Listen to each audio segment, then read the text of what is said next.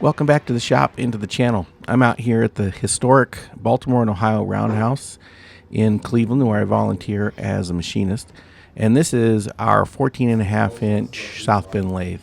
I think this was made sometime in the early 40s. And this lathe doesn't get a ton of use, partly because where it's located, but partly because the tooling for it.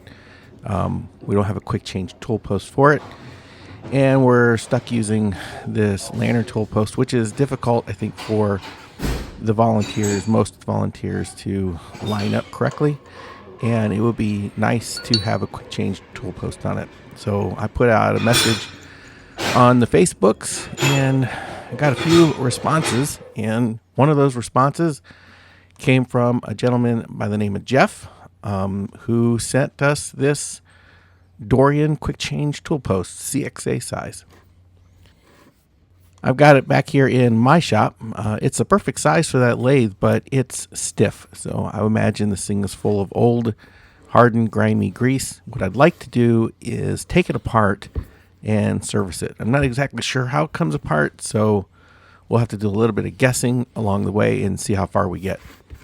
It is a wedge type tool post, unlike the piston type. This is an interesting design that I had not seen before. There's a set screw here on the face where the tool holder would go that holds in the wedge.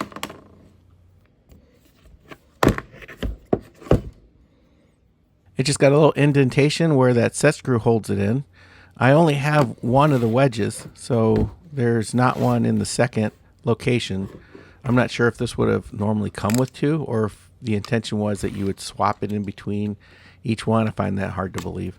I did contact Dorian about parts and whatever, but I got no response from them at all. The top of this thing looks like it will unscrew with a pin spanner, and I have an adjustable spanner here that I'm going to try to see if this will get it loose.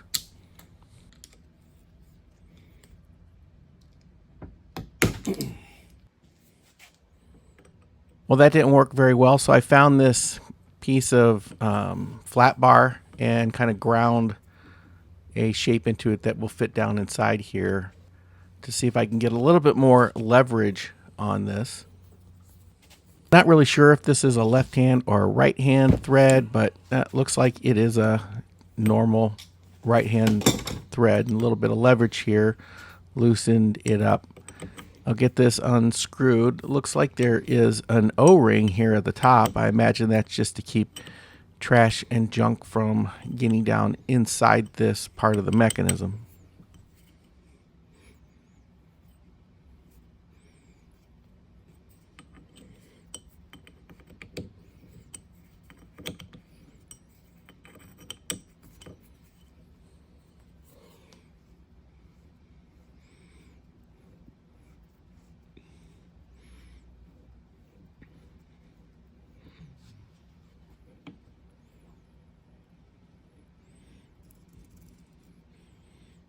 Yeah, that's pretty gross. I don't know if that's rust on there. I suppose it could be a little bit, but that's definitely a lot of dried oil. So I'll have to take this over to the parts washer and get that cleaned up.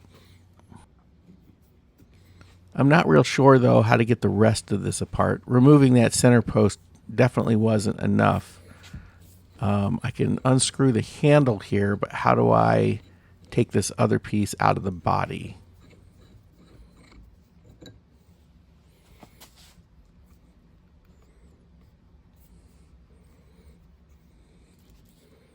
Put the handle back in here and see if I can't get this to kind of pull out. I'm not one to just use blind brute force here, so I don't want to break this thing. I'm not really sure how this comes out. I use a little bit of WD-40 here around the side to use it as a bit of a cleaner. There are these 4 holes here in the top. I can't tell if those are roll pins or screws. Maybe that has something to do with how this is held together.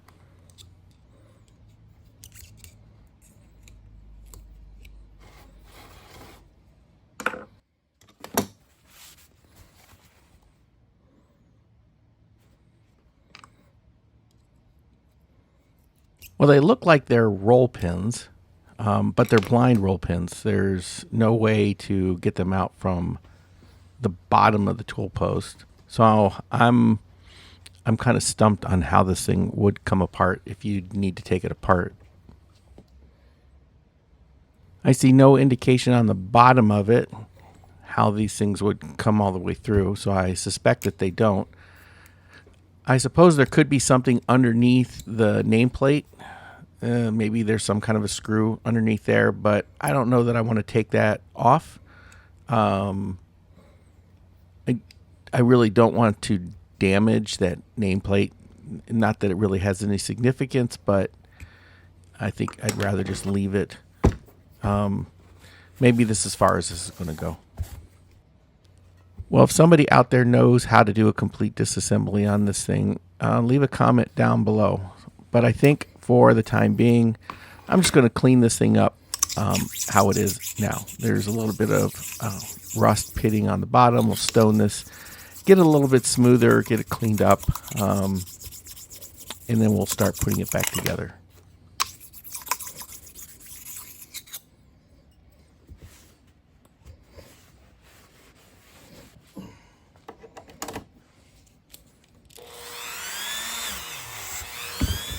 I have a small wire wheel here that I use on my Dremel, and I'll use that to clean up these threads here that the post screws into.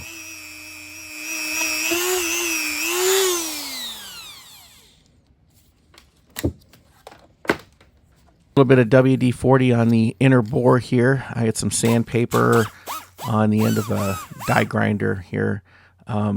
It's a fairly fine grit paper, so just to get off the gunk and any kind of surface rust that there might be inside here.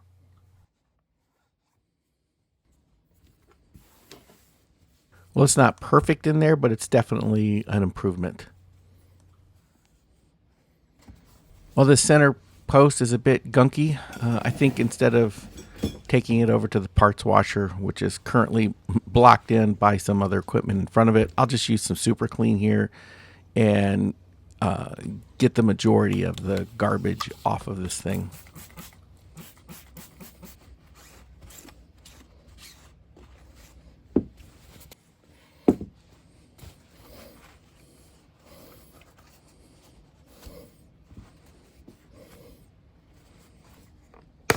Got a couple of these O-ring kits I picked up from Harbor Freight. See if I can't find a replacement O-ring. And I don't think any of these are going to work. That might be the right size, but it is entirely too fat of an O-ring. There's no way that will fit down inside the tool post. So unfortunately, I guess I'll just reuse the old one. I don't think it's the end of the world. It's not in great shape, but I don't think it's too critical that I replace it. So I'll just reuse the old one. Since I didn't disassemble this thing completely, I'll just take some all-purpose grease here and kind of slather it down into this area where the wedges go. And that should be enough to at least give it some lubrication down inside of here. I do wish I could have gotten this thing apart completely, but it is what it is. I can only do as much as I can do.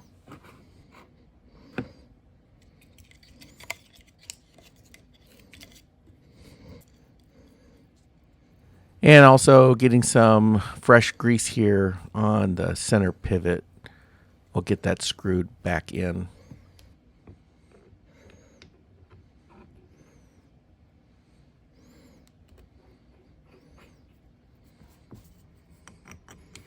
The trick is going to be for me to get this O-ring to behave. Because it's a bit mangled, it's not sitting real nice in that groove. So I have to kind of work it in with a pick here as I tighten this post down.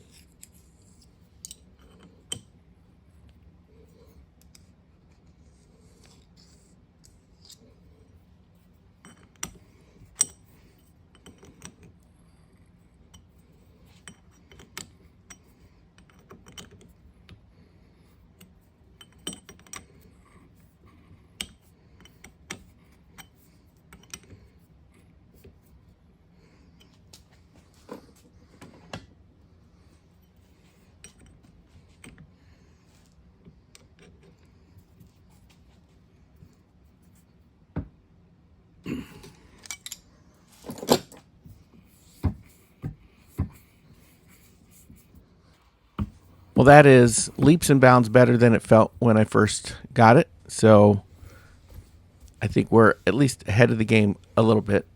The next thing is to put this wedge back in. I'm sitting there looking at this, trying to figure out how I could make something like this. It certainly is hardened, but the shape of it, I don't know if I could even work hold this thing in order to cut these radii on the edges. That might be a bit of a challenge. For now, we're just going to have the one, which will be okay, especially down at the roundhouse. It's not that big a deal if we have to move this wedge to the other side.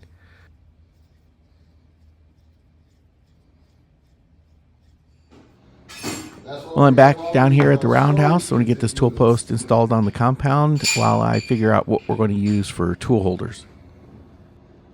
Sorry about the shaky video. I didn't have my tripod with me when I came down to the roundhouse. The tool post came with this T-nut, and it's a little bit wide to fit in the compound. I'm going to file it down a little bit and then refit it.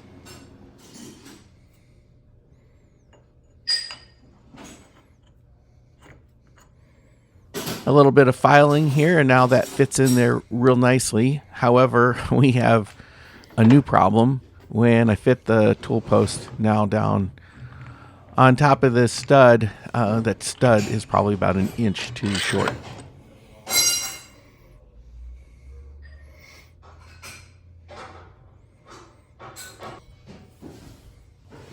So I guess I need to make a new stud. So we'll take this back off, take it back down to my home shop, and we'll see about making a new stud for it.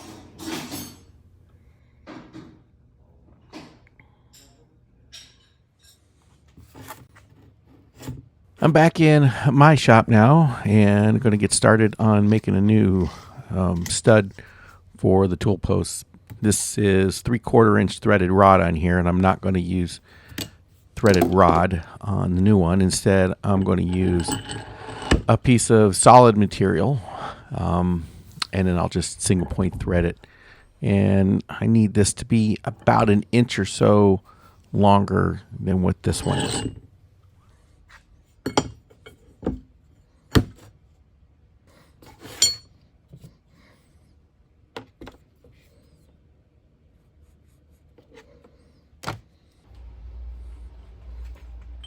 I'll get this piece of material here now chucked up in the lathe. I'm going to leave a couple inches or so out from the chuck so I can thread a decent length on it, just so I know I have enough coming out. So I'm going to thread about 2 inches at the end of the rod.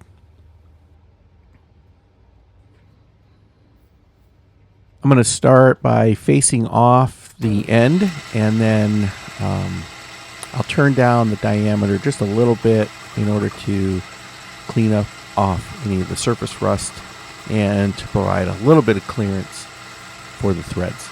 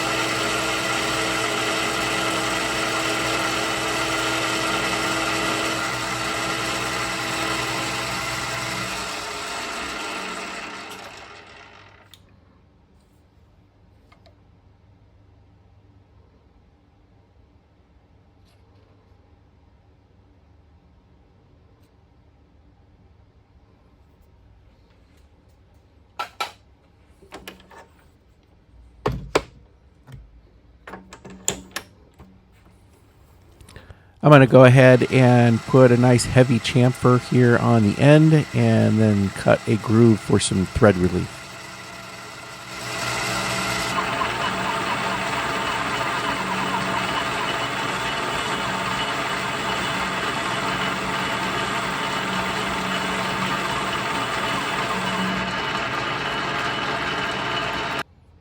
Get set up here for 16 threads per inch, which matches the nut that was on the tool post to begin with. I see no reason to replace that.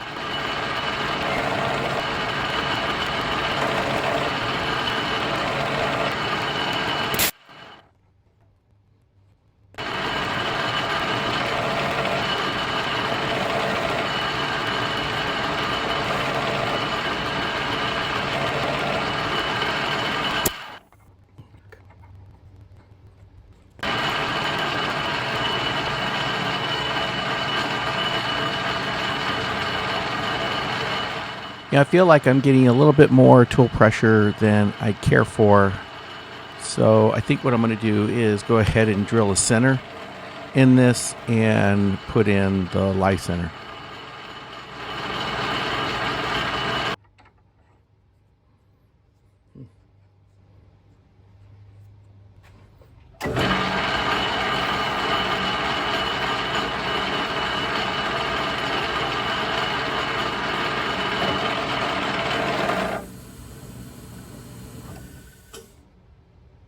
Well, I'm not exactly sure what happened there, but I seem to have stalled my lathe and probably chipped this insert.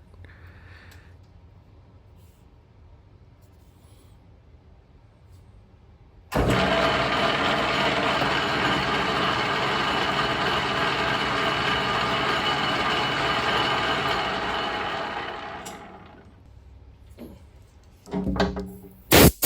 swap out the insert first and then retime this thread. It isn't so hard to do. There's better videos out there on YouTube that explain how this is done, but it's just a matter of using the cross slide and the compound to locate the thread again so it's timed. We'll get this adjusted and I'll continue cutting this thread.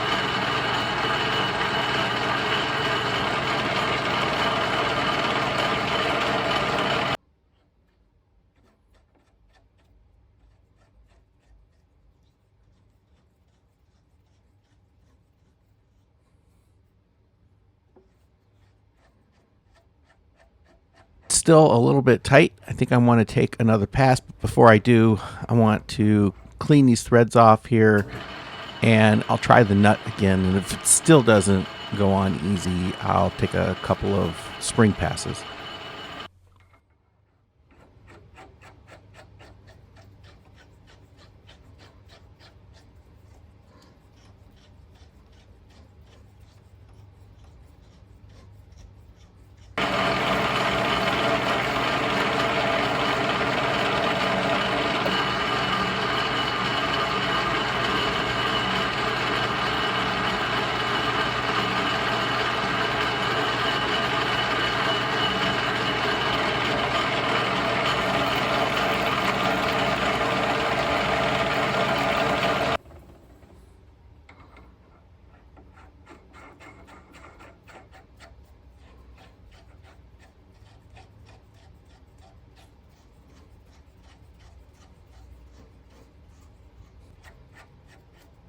It's a much better fit. It's still maybe a little bit tight down there at the bottom, but that's okay. I'm not going to need most of these threads, and if I really need to gronk on it to get it on, I can do that. Right now I want to go ahead and clean up the remainder of the length of this rod. I'm going to bring it out of the chuck and just chuck it on the very end and in the live center, and use some emery cloth to clean up some of the surface rust.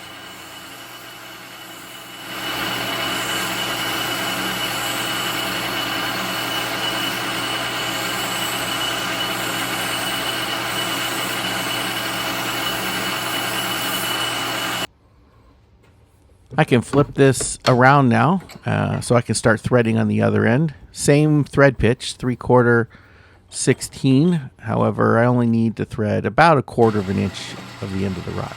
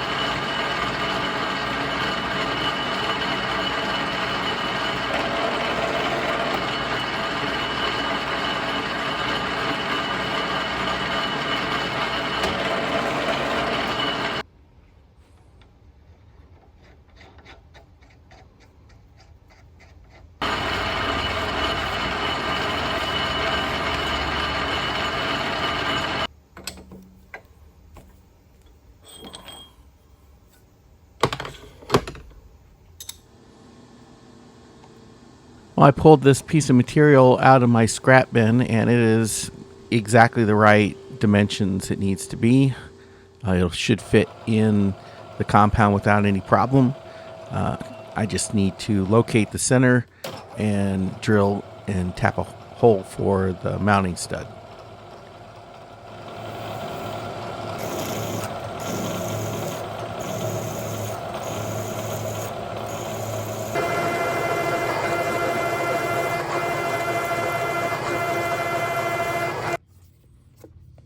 And of course, I forgot to hit record when I tapped the hole, but this stud screws all the way down in there nice and tight. It doesn't protrude through the bottom, which is very important that it doesn't. So this is all ready to be reinstalled. I'll take this out to the roundhouse this weekend, and we'll get this remounted onto the compound of the lathe. We'll get this thing mounted into the compound of the South Bend 14.5 inch lathe. That key or nut fits in there real nice. The stud length is just exactly where it needed to be. I'll get this lined up so it's nice and perpendicular to the spindle. Now I have to work on getting some tool holders because we have no CXA size tool holders down here at the roundhouse. But I have a plan. I have an option of might give us what we need, and it might be really cheap. So, which for this nonprofit organization, the cheaper the better.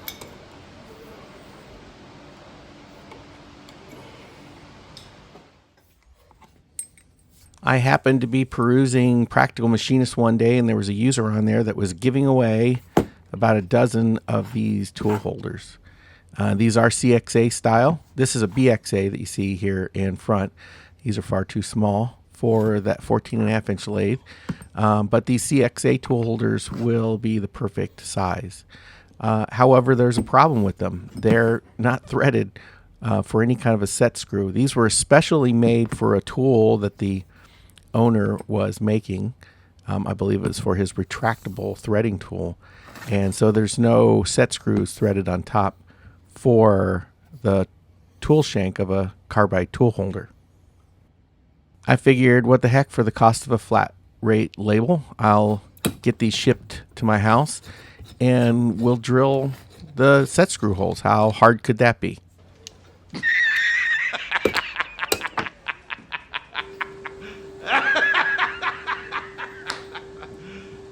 You serious? I mean, I have a milling machine. I've got all the tools I need to drill and tap some set screw holes. These are import tool holders, so I can't imagine these are going to be the greatest quality. So I have the first one set up here in my vise. I'm going to set a stop. I'm going to drill probably about 4 or 5 of these things, maybe 6. So we have enough tool holders at the roundhouse for this lathe.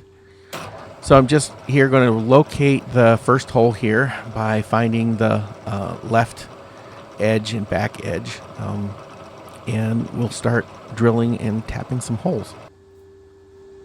These tool holders have these holes here that were already drilled and tapped. I want to make sure that I don't end up hitting one of those. So this first hole is going to be somewhere in between the edge of that hole and the edge of the tool holder.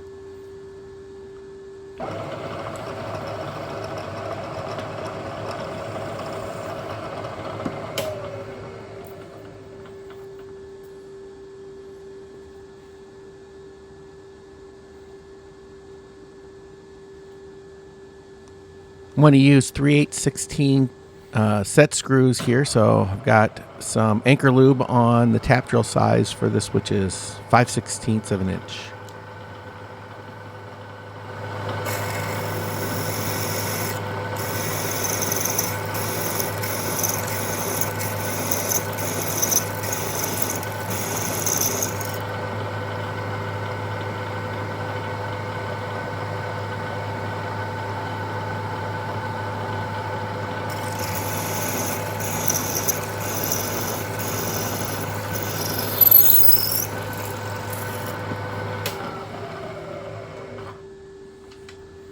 Well, I can't say that drilled super easy, but it wasn't difficult. I don't know if you heard a little bit of the squealing there, which is telling me that maybe there is some hardness to these, but these aren't really super expensive drill bits, so I wouldn't expect it to be too hard.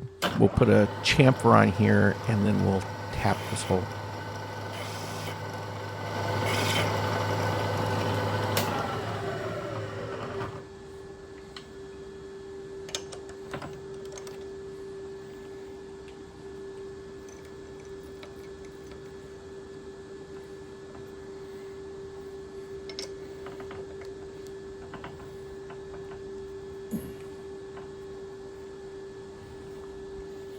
I'm going to try power tapping this. So I'm going to slow the machine down and get some anchor loop here on the tap. We'll give this a try. It should go pretty good.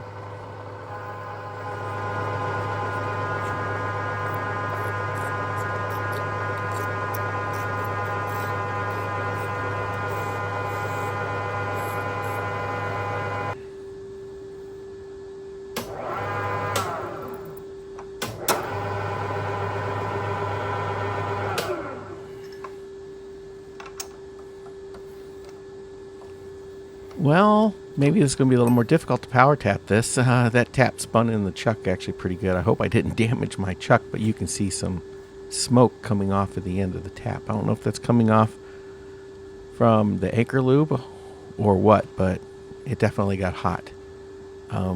Yeah, I don't really like the way that worked. So I'm going to try finishing this up with a hand tap. I'll just use a tap wrench here, and oh man, this thing just, ooh, it's kind of stiff. I don't know if this is going to end well. Oh, and it did not end well. That thing snapped off completely. That tap was, it was seized in that hole, which is something I don't think I've ever experienced with a 3/8 inch tap before. I'm thinking this material might be a little bit harder than what I originally thought. Well, if at first you don't succeed, try again. I've got about a dozen of these tool holders, and I've got some extra 3/8 inch taps. I don't have an unlimited supply of them, but I've got a few. So I'm going to try this again. This time what I'm going to do is I will spot a bunch of these and then drill them, and then I'll tap them all last.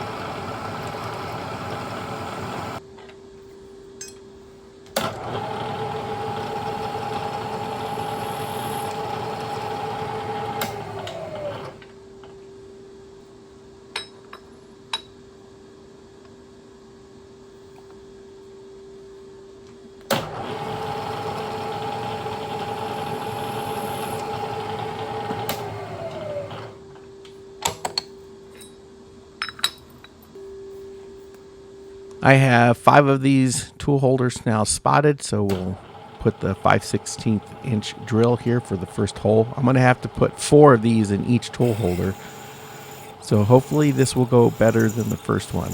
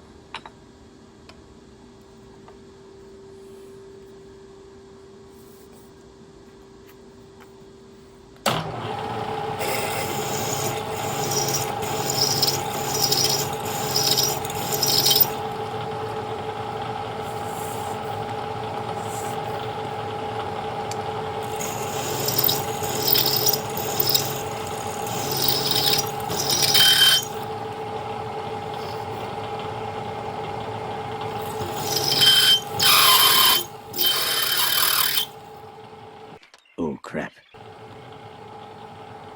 Well, good grief, I'm pretty sure that got work hardened even with using anchor lube. So I'm pretty sure this 5/16 drill is toast. I'm sure you heard that squeal. That is either a dull bit or a work hardened piece of material. A spare 5/16 drill here, so I'll use that to finish this off.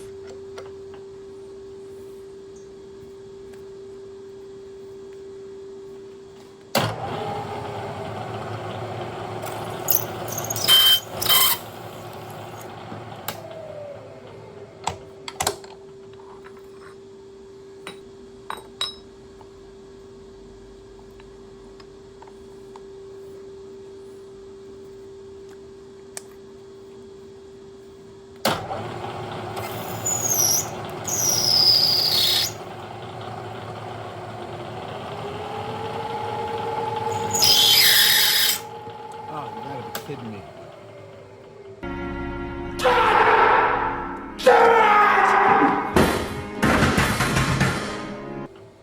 Wow, this is interesting. I mean, the first hole drilled fine-ish, and now I'm doing nothing but ruining drill bits.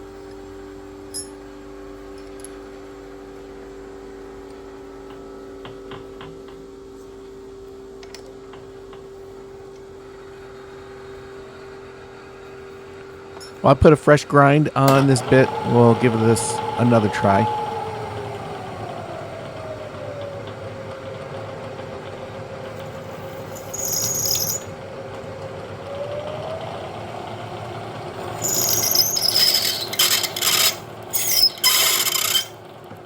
Are you kidding me? This is clearly not working. I need to take a different approach. Well, I'm going to try annealing these. I've got some fire bricks here set up on top of my trailer, which is next to my shop. And I've got a rosebud on my oxyacetylene setup. And we're just going to try to get these a nice orangey cherry red and get them all hot. And hopefully that will anneal these to where I can actually machine these things.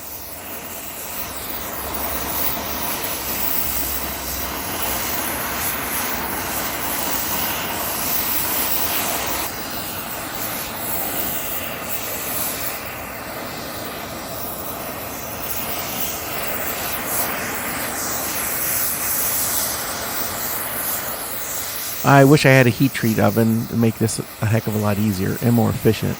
I'm only annealing, or at least trying to anneal, the top part of this tool holder, because that's the only part I need to drill. A commenter on one of my videos suggested if I had a wood-burning stove, to fire it up and toss metal into it, and that would get it hot enough. I thought about dragging out the barbecue grill and throwing some charcoal in it and seeing how that would do. I don't know if that would work. If you've ever annealed metal or steel in a charcoal barbecue, put a comment down below. I'd be curious to see how it does.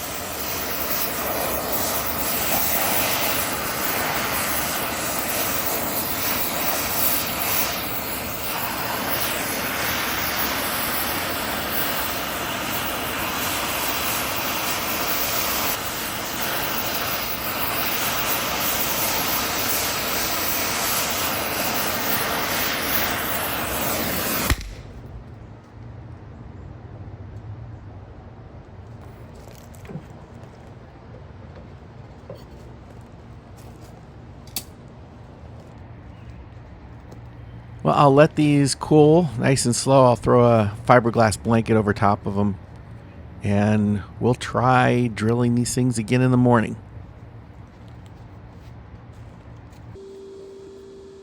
Well, I got the idea in my head. What I really needed was a pilot hole. So I've got an 1/8 inch, I think it's about an 1/8 inch drill bit. We'll drill a pilot hole first before I drill the final 5/16 tap drill size. I normally use a okay set of cobalt drills, but I'm going to try just this standard steel drill. I really am getting tired of ruining the other ones.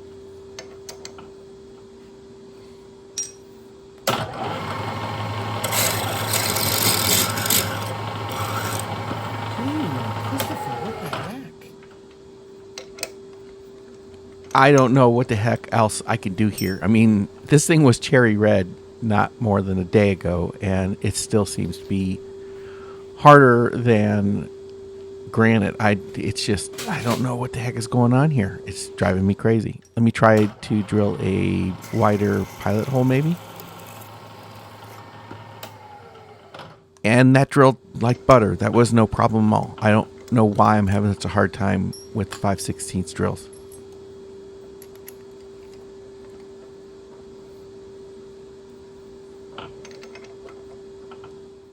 I'll go up another size here, see if this still drills okay, and it does. No issues whatsoever here.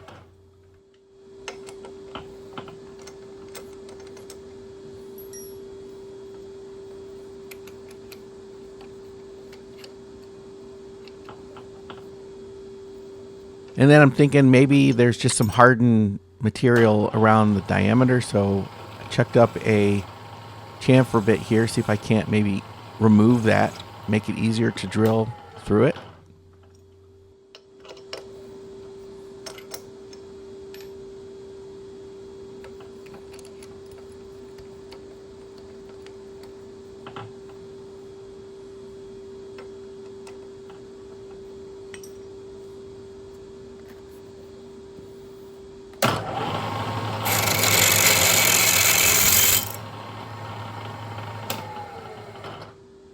Still a no-go. I don't know if you could hear that squeal, but that's hitting some hard material. Go back down a slightly smaller drill size.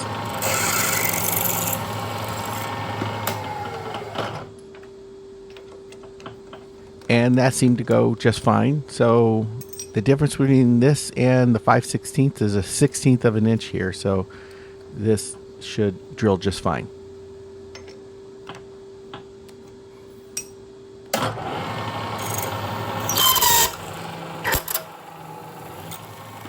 Well, I might have pushed that one a little bit too hard. Can you tell I'm getting a little bit frustrated? Well, that drill's going to go into the scrap bin because there ain't any saving it. Well, last resort here, just to see if I can't save this tool holder, is a solid carbide end mill. I don't know how this is going to go.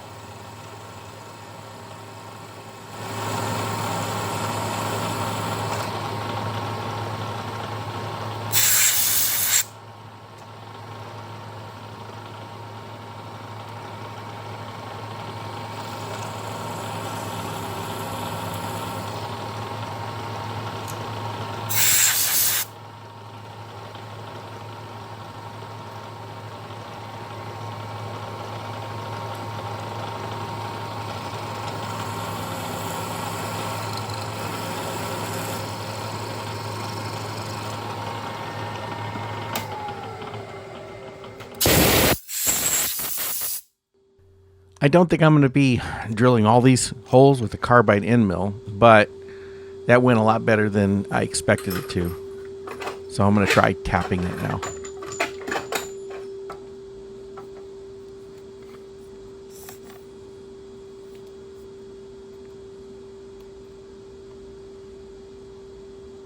I picked up a few of these spiral flute taps. These aren't very high quality, but I figure I'll start with trying to power tap it. At least I'll get it started, and then I'll finish it off by hand.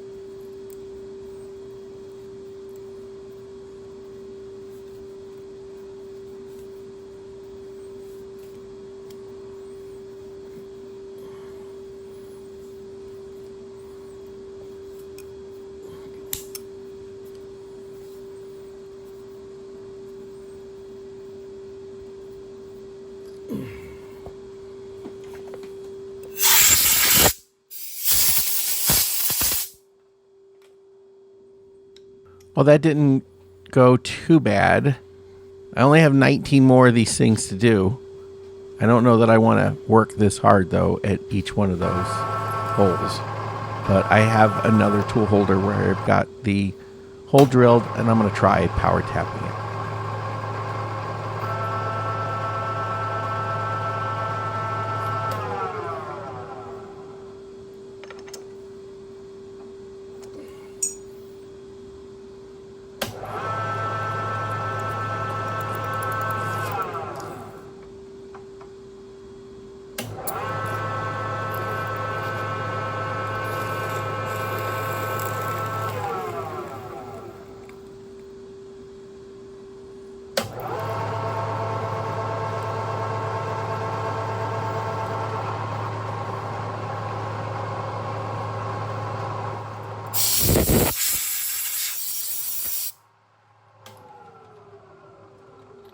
If all the holes went that easy, this wouldn't be such a bad deal.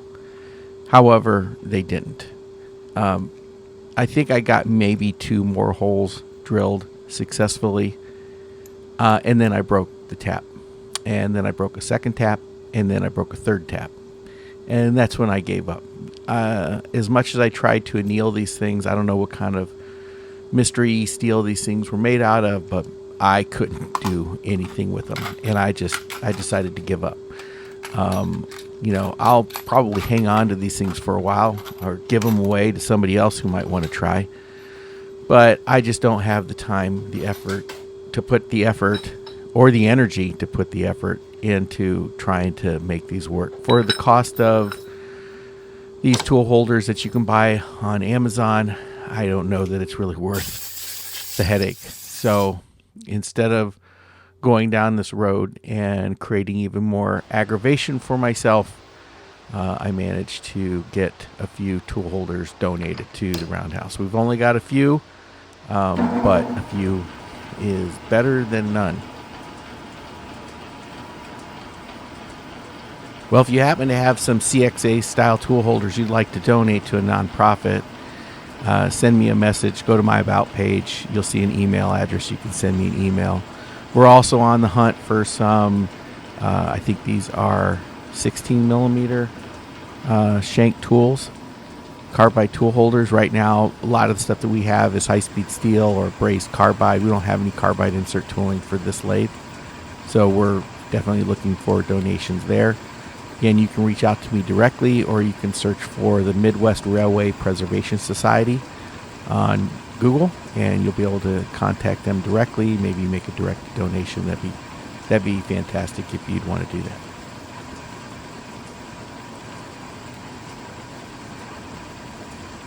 Well, I think that's about enough frustration that I can get into one video. I hope you enjoyed watching this. It was a bit of a struggle even to get to this point, but all things work out in the end, I suppose. I'm trying to get this lathe so it's a little bit easier to use. It's got a taper attachment. Might as well take advantage of it. It's a good size. The other lathes are kind of big for doing some small stuff. Next on the list I have for this is another chuck for this one. I've got a True Adjust 3-jaw chuck that I want to get a back plate manufactured for so we can get it on this lathe. As always, if you like the video, give it a thumbs up. It certainly helps out with the algorithm. Leave a comment down below. Let me know what you think. I don't answer every single comment, but I certainly do read them all.